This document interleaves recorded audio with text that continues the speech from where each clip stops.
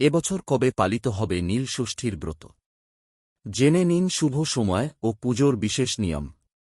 চৈত্র সংক্রান্তির আগের দিন সন্তান লাভ করতে সারাদিন নির্জলা উপবাস থেকে সন্ধে শিবের ঘরে বাতি জ্বালিয়ে জল খাওয়ার প্রথা রয়েছে বাংলার চিরপরিচিত নীল ষষ্ঠীর নিয়মে।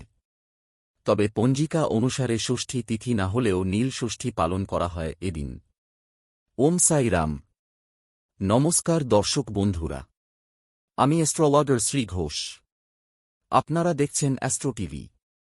আপনাদের সকলকে আমার আন্তরিক শুভেচ্ছা রইল। নীল ষষ্ঠী ব্রতর বিশেষত্ব হল এই ষষ্ঠীতে কোনো দেবী নন, পূজিত হন মহাদেব।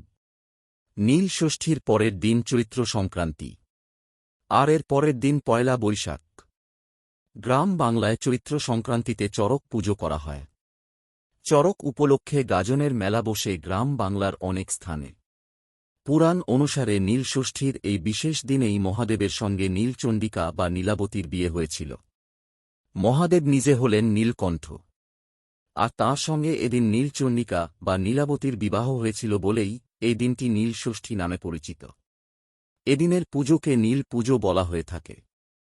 এই বছর আগামী ১৪ই এপ্রিল রবিবার পালিত হবে পয়লা বৈশাখ। তার আগের দিন ১৩ই এপ্রিল শনিবার হল চৈত্র সংক্রান্তি, এবং তার আগের দিন ১২ই এপ্রিল ২০২৪ শুক্রবার হল নীল ষষ্ঠী। সারাদিন ষষ্ঠীর উপবাস ও ব্রত রেখে সন্ধ্যালগ্নে শিবের মাথায় জল ঢালেন মায়েরা।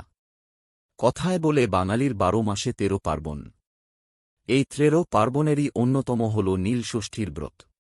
সারাদিন নির্জলা উপোস রেখে সন্ধ্যের পর শিবলিঙ্গে জল ঢেলে মহাদেবের পুজো করে শিব শঙ্করের প্রসাদ খেয়ে উপবাস ভঙ্গ করেন মায়েরা। পুজো করতে অবশ্যই লাগবে বেলপাতা, কারণ শিবের পুজো বেলপাতা ছাড়া হয় না। এছাড়া এদিন শিবকে ৫ ফল নিবেদন করার রীতি আছে। শিবের পছন্দের ফুল ধুতুরা, আকন্দ, অপরাজিতা ফুলও মহাদেবের পছন্দ। কলকে ফুলেও পূজিত হন মহাদেব। বেলপাতা দিয়ে পুজো করা হয়। সঙ্গে লাগে দুধ, দই, গঙ্গামাটি, বেলপাতা, গঙ্গাজল। সন্তানের মঙ্গল কামনায় এই ব্রত পালিত হয়। সন্তানের দীর্ঘায়ু কামনা করেন মায়েরা। অনেকে সন্তানলাভের জন্য ষষ্ঠীর ব্রত করেন। বিশ্বাস, নীলষষ্ঠী ব্রত করলে তাদের সন্তানদের অমঙ্গল হয় না এবং দীর্ঘ আয়ু হয়।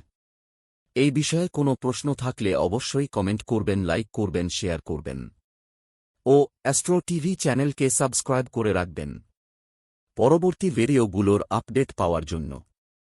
তাহলে বন্ধুরা, ভিডিওটি শেষ পর্যন্ত দেখার জন্য সবাইকে অনেক অনেক ধন্যবাদ। ঈশ্বর আপনার মঙ্গল করুক। আপনারা সুস্থ থাকুন, ভালো থাকুন। আবার দেখা হবে এই চ্যানেলে। ধন্যবাদ।